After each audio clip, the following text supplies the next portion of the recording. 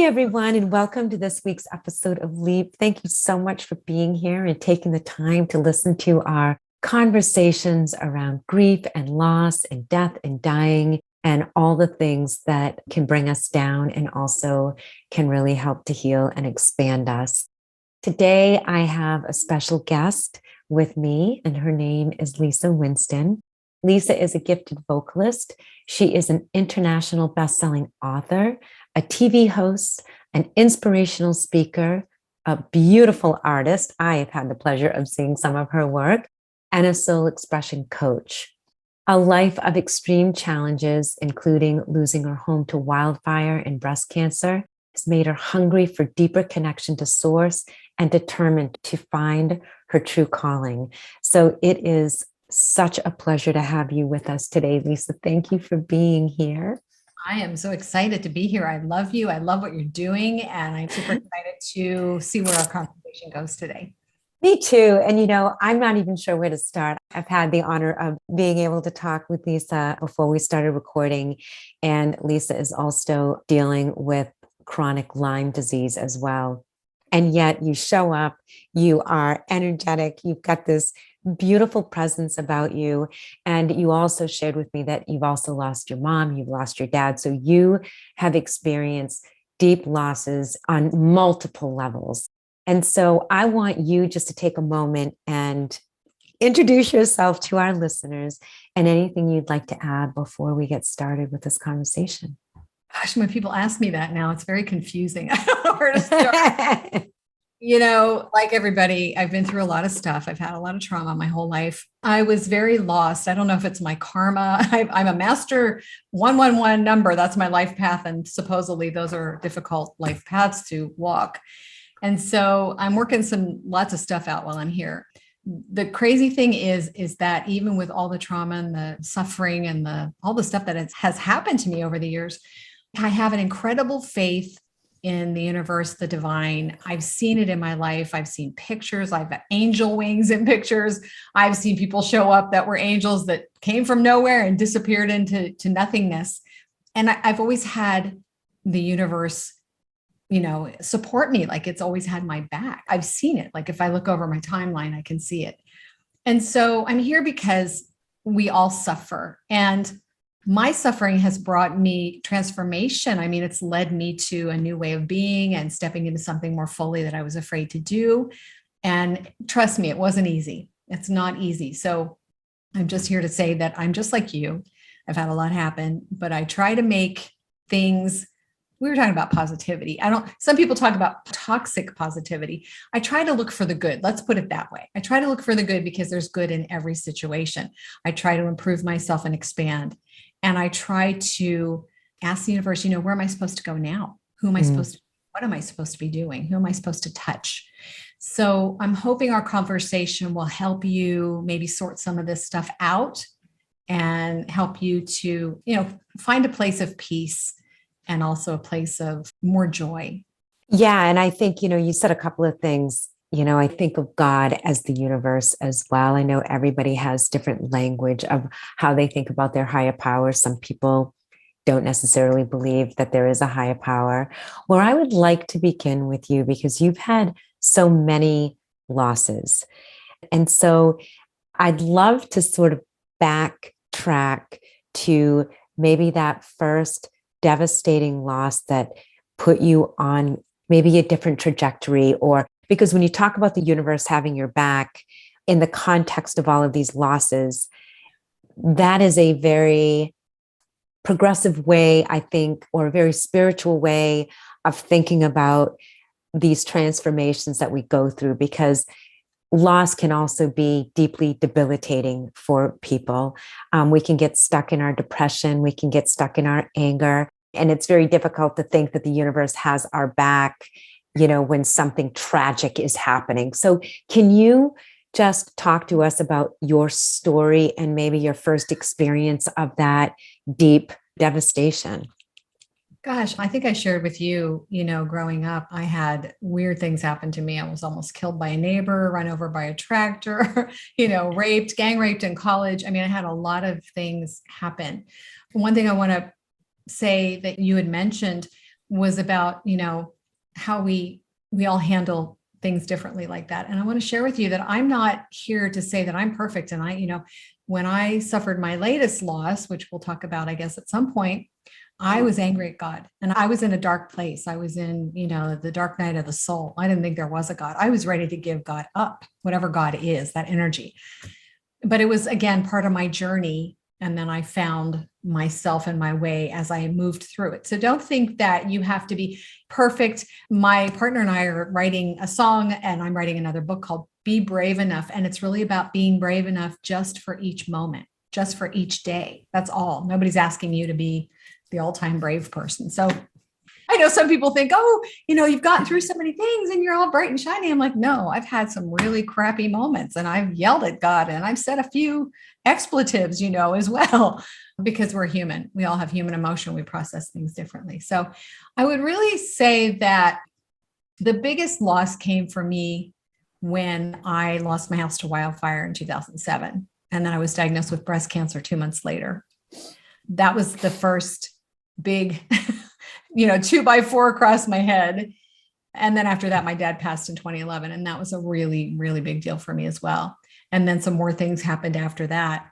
But I had to find my way. I have to share something interesting. Like you said, you don't always see God in the moments. You don't always see that the universe has your back in those moments. But the thing is being present in the moment. And when I lost my house to wildfire, my daughter had lost her home with her father 4 years previous. So my daughter lost 2 homes to wildfire in San Diego within 4 years.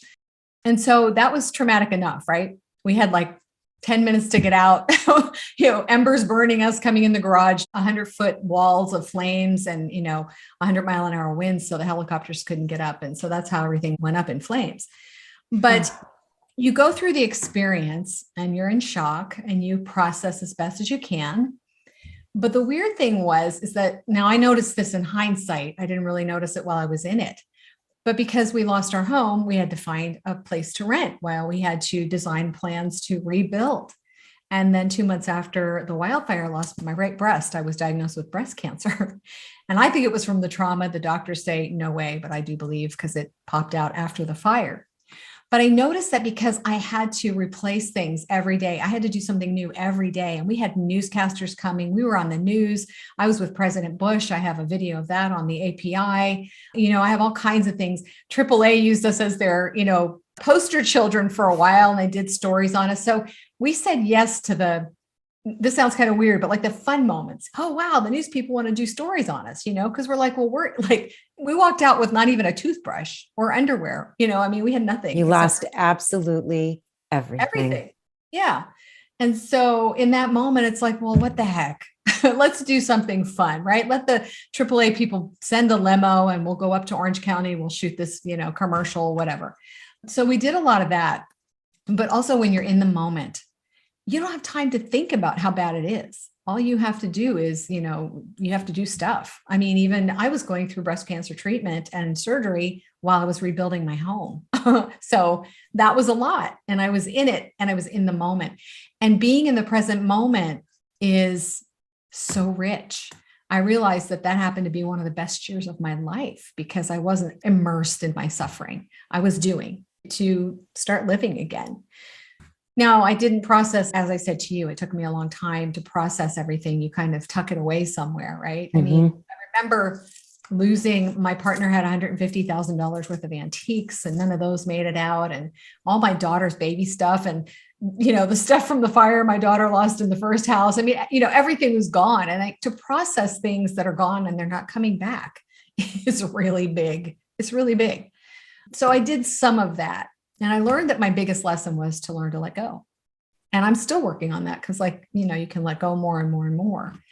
So later it dawned on me that it was a really huge moment for me. And several years after the fire, I remember getting when it was time to move back into the rebuilt house, I thought, wow, we got this gorgeous new house with everything in it. And I always wanted that. And I walked in the house and I cried. I was like, this isn't my house. I don't where am I, And so I want to pause you there for a moment because I think what you just said just really struck me that, one is living in the moment. And I think I've talked about this. My listeners know that after a death, you're so busy doing, you don't have time to really process the magnitude of the loss, right? Like this person I'm not going to see again in physical form. In our home is this compilation of our life, right? Everything is infused with, memory and energy of the people that we love, from photographs to gifts to all of the things that we build around us that I think that hug us, right? You walk into your home and you can exhale. It's our safe space that we've created. And that is stripped away from you. It's a death of a different kind. It's everything. Like I have chills thinking about like looking around my life and imagining if everything is just stripped away and you've got your life still, and now you need to rebuild it, and you are in the doing, right? You're dealing with insurance companies. You're trying to find a place to live. You're building a new house. Now you're diagnosed with breast cancer. Like it's almost, if you weren't able to be in the moment, it's almost too much for the human brain and heart to process anyways. Like it's just too much. It's an avalanche. It's a tsunami. It's whatever you want to call it. So I'm interested. Here you are now, you walk into this new home and it hits you. It's like, this is not my home that I've known. And now you're starting to feel that grief, that loss. Talk to us about that moment when you realize, wow, everything I knew is actually gone. I think I was numb. I mean, again, I went through this period where I went on eBay and tried to find like my old Mary Poppins doll from when I was a kid, that we had, or my daughter lost. And then you buy them and then they come to your house and you're like, yeah, I have them. But then I got them and I looked at them and I was like, this wasn't my doll. This isn't mine, So it's this very weird, subtle connection with things that, once they're gone, because you can never find another one to replace it or the memories that go with it. And so the good news is that when I went into that space, it really shifted me. That's when I started upping my spirituality. I started, doing my Qigong hours a day. What's Qigong? Like really bring us into this, I call it the come to Jesus moment, right? Or the dark night of the soul, or the, wow, I have to do something here, or I might, I want to say disappear or so when you said that you made this decision, talk to us in a tangible way. What happened? What did you do?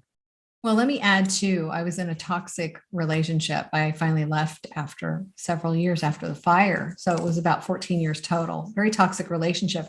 And I had left a marriage when my daughter was 3, because I was married to a narcissist sociopath, and he and his wife made our life a living hell right up until she was 18. So I had a lot of stuff, and I was abused myself, obviously. So I was stuck in this SHIT sandwich, right?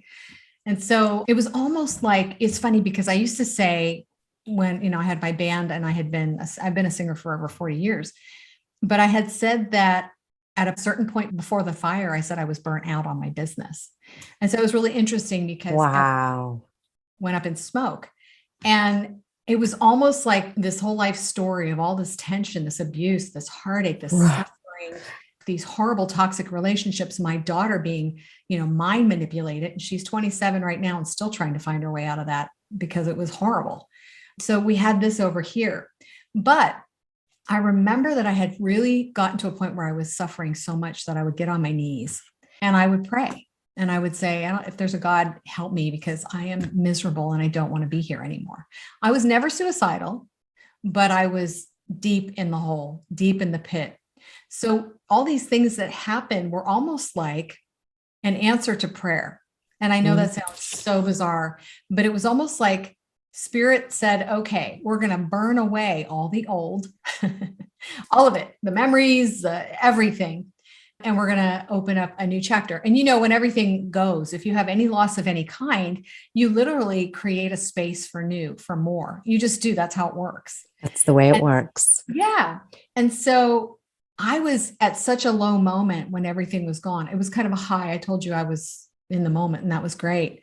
But it was like this moment where it was like I felt the lie that I had been living, the misery and suffering I had been living for so many years. When I got in that house, and it was like unfamiliar to me, and I was in some weird world, and I realized I hate my life. I've hated my life. My life sucks and I don't want to be here anymore, you know? Wow. And so I didn't want to leave at that moment because my daughter was still growing up and, I was taking her through school and taking her for counseling and she was always sick and all that anyway. So I wanted a roof over my head. I wanted some stability. So I stayed a little bit longer, but I was a total closet spiritualist, I guess you want to call me. My toxic partner thought I was crazy. I would shut myself in my room. And I don't even remember. I think I started reading Eckhart Tolle's books and sitting there and trying to do the exercises that he talked about. I don't know if you're familiar with Lynn Grabhorn. She's no longer with us, but there's a book out there called Excuse Me, Your Life is Waiting. That one really shifted my life in a big way because I started working and playing with energy and my thoughts, which are so powerful and you don't know it until you start playing with it. And then I started doing Qigong. I started working with Master Chunyi Lin, who does Spring Force Qigong in Minneapolis. I started going there. I'd go every day in a back room, shut the door, because I was having physical symptoms too. I felt like I was going to have a heart attack and all these things from all the stress. Can you tell us what Qigong is? Can you explain that to our listeners? Oh, yeah. I mean, I love it. It's so powerful. It's energy. Qi is energy that runs through your body. It balances your body. When you balance the energy in your body, you literally can heal diseases. You balance your everything and it brings you into a deeper connection with spirit. So it's kind of like an all around fix, but it takes a lot of hours a day. And so I did it while I was in it, learning it, for hours a day. But then I realized at a certain point, I didn't have hours a day to do it. So I Right. it, right? I do Donna Eden's energy work now and Qigong. I love Donna Eden. I love her energy. I took a course. She was my girl through the lens. But I mean, I have a toolkit, right? We all need toolkits with various things that we can use last minute, stuff that's really easy. So I really did this huge shift of this thing happened to me, this big thing. And I feel like it was the universal 2x4. I talk about it in my book. It was like, if you're not listening and you keep having things happen over and over, the universe will give you a gentle nudge and then maybe another slap, but then there's a point when the 2x4 hits you. And yes. Right? And I was thinking that same thing. It's like we're nudged. I call it our intuition. We don't listen. We don't listen. Not listening, right? Yeah. And the universe says, you know what? I'm going to really help you out. And I'm going to shove you out, out of this situation. And we call it the tower moments, right? In tarot. I mean, depending on what people are into, but yeah, the tower moment of our lives when we feel like literally everything has to deconstruct so that we can reconstruct. And it is painful. It is so painful. But if we are able to be in that abyss of what it can feel like and really be open to change and understanding that, because I know the dark night of the soul, I've talked about it. When my brother died, I did not want to go on anymore. He was not my child, but the love was so deep and it was so dark. And I just didn't understand the point anymore. And I'd done all this grief and loss work as a therapist. And then I was in it and I was like, I just don't know what to do with this darkness. I just don't know what to do. Because it opens, it bursts open, it blows everything up. Yep. And it gets your attention. And, you and I are very intuitive. And so my whole life I had been getting those intuitive hits, but denying them or didn't trust them. And so I started noticing things, it was kind of like some people turn away. They don't want to hear, they don't want to know, they don't want to shift. But I did, I was hungry. I always felt that I was connected to something anyway, and I didn't know what it was. And so I went through the root and the Jewish, I went through everything, Buddhism, etc. But it was like, I just knew that there was more, that something loved me, that there was another direction I was supposed to go. And if I wouldn't have had that shakeup, I wouldn't have been, like you said, pushed to go in another direction. And that was my choice. And it wasn't easy. And it was very slow. I'm 63 right now, and I'm still learning, and things are shifting and moving and changing. And I'm still, like I talked to you, I am dealing right now with all kinds of grief and loss that I never dealt with years ago. And so it's a hard journey. The human journey is difficult, but you got to buck up. And like I said, be brave enough for one moment at a time and move forward, because it really is in our highest and best good, even when I can't imagine losing a sibling or a child. I've never had to bear anything like that. But, so here you are in this house and you said you stayed in this toxic relationship.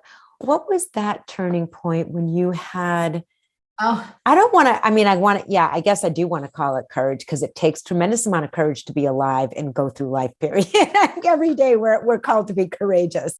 So where did you muster the courage for that? well, I love that question because I was trying to think of it. And then when you said it, the light bulb went off. And I think because I had been doing the Qigong, I'd been doing the spiritual stuff, I had been watching movies. I watched The Secret, right? And that really shifted me in a lot of Yeah. directions too. I mean, it was just that mindset shift that was like the possibility of something new, that really opened me up. So I'd been kind of on that journey anyway. And I don't know if you remember Bill Harris, Holosync and all that. And I used to do all that stuff. And I mean, I was buying things and listening to things and whatever I could get my hands on. But it was funny because I think because I was doing all that stuff, I was somehow changing inside. I was getting more connected to spirit, even though I didn't know what I was doing. And I remember I hadn't been able to leave the relationship. I was afraid because I had to raise my daughter. I was a musician. I wasn't making a ton of money and I wanted to be safe, but I was so miserable. Yeah. And I remember one day I was literally sitting on the sofa, and all of a sudden I had a download, literally an intuitive, like, I don't know what it was, where it came from. It just, right into me. And I had a knowing that I had to leave the relationship. And it was kind of like, if I didn't leave the relationship, I felt like I would die. Mm. Because if you would see pictures of me back then compared to now, I looked like I was half dead then. And that was a long time ago. So I had a download. And the next day I remember telling my daughter, we're leaving. I told my partner at the time, and he was devastated and angry. I started packing my boxes and left. So for me, everybody has their individual experience, but I had to go through the suffering. I had to also dabble in the spiritual stuff and start crying out for help because I needed help and I didn't know where to go to get it. Through that, I had this intuitive hit, and I can't explain it. It was a big one. And, they don't always come that big. But it was one of those things like I knew that I knew, and there was nothing that was going to sway me from it. It just happened. And that's what gave me the courage to leave the relationship. And then that was the next chapter of my life going forward. So, yeah, it's hard to explain. Well, and I think that when we've been in relationships, they're extraordinarily difficult to leave for lots of reasons, because we can care deeply for the human being that we're with, and we can love them and we can want all the good things. But let's face it, it's scary because just like anything else, it's a starting over. And sometimes there's comfort in knowing the person that we're with, even if it's not good, even if we know that maybe there's something better, because there is this situation, right, where the grass isn't always greener. And sometimes we leave too soon and sometimes we stay too long. And how the hell do we know if we're supposed to stay or go? And so we do this flip flop in our head, and we talk to all of our friends and we talk to our priest, and we do all the things. And at the end of the day, when we know, that is a higher knowing. That is an intuitive knowing. That is not a talking ourselves in or out. We're not in a tennis match. There is a knowing.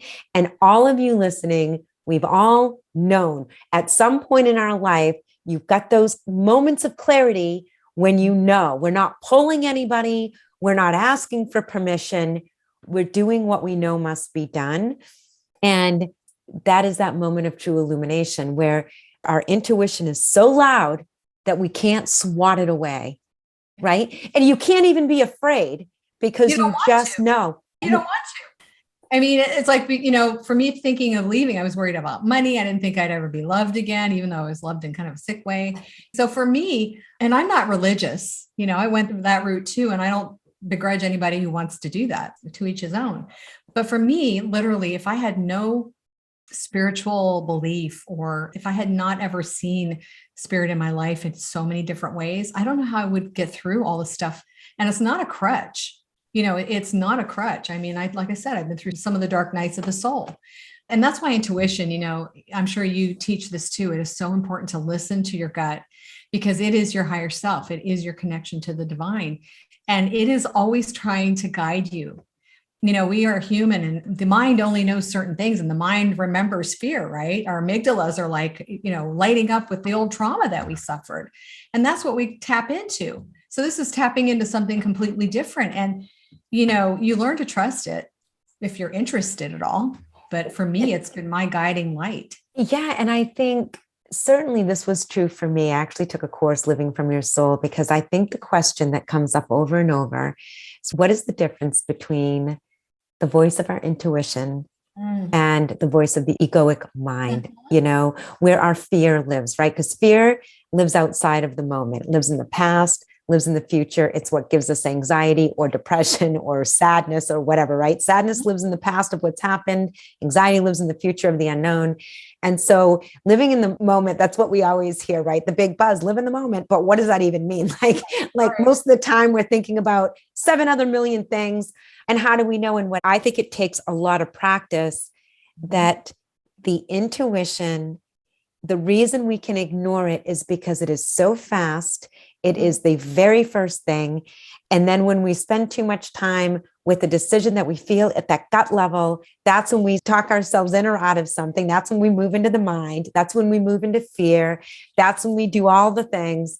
And it takes practice, And so let's use intuition to think about, when does that come into play? Back to the dark night of the soul, deep grief, when you're in your bed, the shades are drawn and you do not want to get up. Now that can be a metaphor, right? Where you're not literally lying in bed, but sometimes you do. I know I did. Yeah. I wanted to, first of all, thank you for bringing up the intuition thing, because what I tell people is the intuition, there's no question, there's no conversation in your head. The ego is always conversation, questioning. So that's how I determine the two. And I'll just tell your listeners, I collapsed from neural Lyme disease back in 2019, and I wasn't able to see. I was crazy. I mean, I had 42 symptoms. I had 12 co-infections, sick as a dog. And I had known all this stuff, right? I'm writing my books, I'm teaching, I'm coaching, I'm doing all these things. Like you said, it was like when you were coaching people on loss and grief and helping people, but then when it hits you, it's a different story a lot of times. Just so there's no confusion, this was undiagnosed Lyme, right? That had progressively gotten worse and worse. No. Okay. No, it's so weird because my whole life, I grew up with a lot of fear anyway. Like I said, I had a weird journey, but my whole life I had weird symptoms. I was extremely anxious. I had blurred vision. I had all kinds of things. My heart would always race, and people just called me a hypochondriac. They're like, you're just a hypochondriac kid. I went to the doctors. They wanted to put me on antidepressants. This went on throughout my whole life. I'd have periods where I couldn't see for 20 minutes or half an hour and thought I was going blind or had a brain tumor.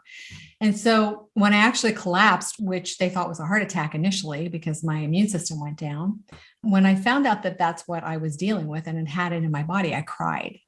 And I thought I wasn't crazy. I did have a problem after all. But my point is, it was undiagnosed for years. Yeah. Mm-hmm. Yeah. Yeah. Oh, yeah, exactly. So the dark night of the soul. Well, I don't even know what to tell you. As a matter of fact, Joe and I are putting together a healing course, and we're going to be putting it out. And it's a lot of the videos are of me when I was extremely ill. So because I got to a point after I got out of the dark night of the soul where I started saying, I'm going to help other people with this if I get out of here alive. But during the dark night of the soul, literally, it took me 2 months, I think 2 months. And I couldn't access intuition. I couldn't access God. I couldn't access my spirituality. I didn't care. I was terrified because I was so sick. And I knew that I was going to die. I knew I was dying and I couldn't get beyond. And I was angry. I'm like, all the stuff I've done, I believe, I teach, and God's going to do this to me. Like I'm just in the middle of my prime. Everything's going great. And bam, you're going to take me out right now. So I was angry. And I tried to talk to my angels. I did work with spiritual people, and I saw nothing, felt nothing. And I was ready to give up God, whatever that energy is. I was just like, you don't exist. This is BS. I actually said at one point, I'm going to have to go back and tell people that I'm full of it. My book isn't true. Nothing's true. Wow. There's no universe, divine, God, no, nothing. And all I can tell you is that, and you already know this, of course, because you work with so many amazing people, the human spirit is amazing. It's like so bright. Even in the darkest hour, our spirit, the stuff that makes us who we are, it's like something in me at some point just said, nope, I am not giving up. I'm not going out, or I'm not going out without a fight. And so that's when I started getting up, and putting sticky notes all over the walls and the ceiling with affirmations. And, I started doing videotapes, and I'd get out Jason Mraz. Joe would buy me all kinds of, songs, and I'd dance around the apartment, even when I couldn't see and I was deathly ill, just, and then I do Donna Eden's, energy exercises. I know. I love that. I mean, I literally did everything that I could think of. I would make videos of myself because I did a lot of videos in the TV show. So I enjoyed doing it. And I thought it really helped me to stay sane. I felt like I was doing something, something good. I know you're making me emotional. Well, something just kicked in. And I couldn't tell you what it was exactly. I couldn't tell you when it was exactly. It was just like I decided I wasn't going down without a fight, And that's when things started getting better, not easier. And Lyme disease, as with a lot of chronic illnesses, or even grief and loss, it's not like you get a cold and you get over it in 3 days. We're talking every day. I didn't sleep for over a month straight. I was deathly ill. I couldn't sleep. My dream was Lisa. And I'd wake up and I couldn't see spatially, my blurred vision. I was out of my head. And I mean, literally it took every day and for over a year and a half, every day was pure hell. And every second of every day. And so sometimes in those moments when you go through stuff like that, it burns away the dross, I would say. It's kind of like it's right here. It puts you in that moment. It's like it's a test. Are you going to get through this or aren't you? It strengthens you. It gives you incredible fortitude. You learn to know yourself. And through that process, I also became more attached to my spiritual, beings. And it took a while, like I said. So yeah, a lot of us have been in the dark night of the soul. We've been in the bottom of the bottom, but there's a way out. There's a way out. And some of that is, and I wouldn't say that's necessarily your belief in spirituality or the divine. I would say it's purely, you are the divine. The divine lives within you. It's your soul. It's your higher self. It's that light, that spark, yes. Life. That is so strong. You've talked to people and you've seen moments where people will lift a car off of somebody who's dying. The car landed on them, or what? This incredible strength, this incredible something kicks in that's bigger than you. And that's what we have to tune into, first of all. What is that bigger thing? 100%. And I think about, when my brother died and I was out in Hong Kong and I just was delirious with grief, no sleep, like the whole thing. And I look back even when I was writing, and this is what I want listeners to think about. Think about things that have happened in your life. And in hindsight, you're like, how did I ever get through that? We ask ourselves, right? How did I ever get through that? That's how we get through it, because our spirit, we get through it because we're so much stronger and more resilient than we can ever imagine. And, I want to say something came to me the other day when I was listening to this man who had gone through multiple losses like you. And he just said, I really don't know how to describe the depth of the darkness that I was in. And I really got that. Like anyone who has been at the bottom of the bottom, like you just said, it's a terrifying place to be, because like you, I did not want to take my life, but I didn't want to live. Like, where does that leave you, really? Right. Where does that leave you? Yeah, a very lonely, very dark, very horrific place. And I thought about this the other day. I thought, it's sort of like if you go through a very long stretch of rainy days, just from pure experience that the sun is eventually going to come out, right? So you can live through this rainy day after rainy day after rainy day, and you can feel really glum and blue. But eventually the sun is going to come out again. When you're in that really dark place, what's terrifying is that you really wonder if you are ever going to feel a sense of joy again, right? I mean, that's the terrifying part. It's like, it's like, okay, I've been through lots of hard things, but this hard thing might be a little too hard for me. And if I'm actually never going to stand under sun again, what is the point of being here? And so what I want to say is that the sun will always shine again. It always will.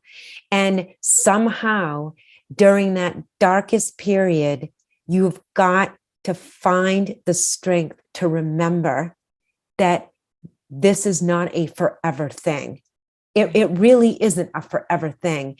And when I was reading your bio and the things that you had been through, from breast cancer to wildfires to losing your mother and losing your father, I couldn't wait to talk to you, because you are this living, breathing, beautiful human who has gone through one dark period after another. And you are here telling us that We all have scars. And let me tell you, it's not a perfect process. Like I said, I am not unlike anybody else. I do have a lot of little practices that I do. And some people may think they're kind of, hokey, and other people might give us one, give us a practice. No, besides breathing, like alternate breathing, which I love, which actually it takes away the trauma from the amygdala, and it starts to calm your central nervous system. That's really important, because we're all like running, fight or flight. But one of the things I try to do, these little practices, like, let me share real quickly. Let's see. So one tiny little thing is, like, when I had Lyme, right? And I was so sick and I looked horrible. I just looked like I was death warmed over, and nothing seemed like it was working. Right. And then I looked down one day and I saw my nails were growing, and I went, oh my God, my nails are growing. Something's working in my body. And so I started playing these little games, like, look for the good. What is working? Look for what's working in your life. Look for what's right in your life. It sounds really silly, but these little tiny things that you do make a shift. And one other one too, one of our dear friends, we're on her board of the What If Up Club, Mindy Audlin. She has a book called What If It All Goes Right? And you can start playing these games. We always play the what if down game, right? What if it doesn't turn out right? What if it's worse than I expected? Blah, blah, blah. But what if it goes better than I had planned? What if there's nothing wrong at all? What if, so you have to play these little mind games, because you have to trick your mind. You have to kind of like pattern interrupt your mind, to remember that, you don't have to always look at the dark side. There's also a really sunny side in your life as well. And one of the other things I really love too is looking back, keeping a journal. Go back over your timeline and look at all the things that happened to your life, and tune in and find people that showed up unexpectedly, things that came through. Like when we lost our house to fire, we had these, commercials come up and stuff. We had money coming in, people bringing us gifts and supplies. And so there was like a lot of good stuff that happened, but you have to sit and look for it, because I think I worked with John DeMartini one time a couple of years ago, and he said, for every bad situation that happens, there has to be a good. Like it comes. It has to balance. It Right. has to balance. Yes. You don't always see it, but you have to look for it. I mean, you can choose to go to the negative side. And trust me, there are plenty of days I chose that and I stayed there because I wanted to, doggone it. Right. But when you're tired of doing that, there's a whole different side that you can look at. It's not toxic positivity. It's literally shifting your mind to a different mindset, Mm-hmm. to see things differently, to see with new eyes. I want people to know, feeling your pain and feeling your grief is such an important part, because you're feeling it. You're feeling it. You're moving energy. You're moving it. Feel it. And when you feel like you're stuck in it and you're tired of being stuck in it, know that there is help. There is this visual. I want to share it as we come to a close of this really beautiful discussion. I'm working with this woman who lost her son last year, and we were having a conversation, and she told me that she has her son's ashes in this beautiful box. And for 6 months, she slept with her son's ashes in her bed. She slept with her son with this box. And she knows that her son's spirit is not in the box, but this is what is left of his physical body. And so now his ashes are on a shelf and in her room, and he's still there. But those are what I call tangible steps, where her son is with her, because we don't move on from people we love or our losses. We move forward with them in our heart. But what you're saying is that's what she did. It's these acknowledging these baby steps. Right? They're just baby steps or turtle steps or whatever you want to call them. This gorgeous and painful journey that we call life. Right? It's this beautiful and painful journey that we call life. And when we can pause and look at how far we've come Every single person listening knows how strong they are if they take inventory of the steps that have brought them to exactly where they are, that will get them to where they are going to go. That's beautiful and perfect. And thank you, by the way, for telling people to acknowledge their feelings. I didn't do that for a long time. I shoved it and I ran. And during the pandemic, you really have to sit with it and acknowledge and then start dealing with it and processing it. But yeah, I love that.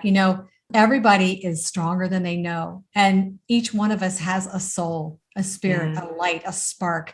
I only know it because I was with both my parents when they died.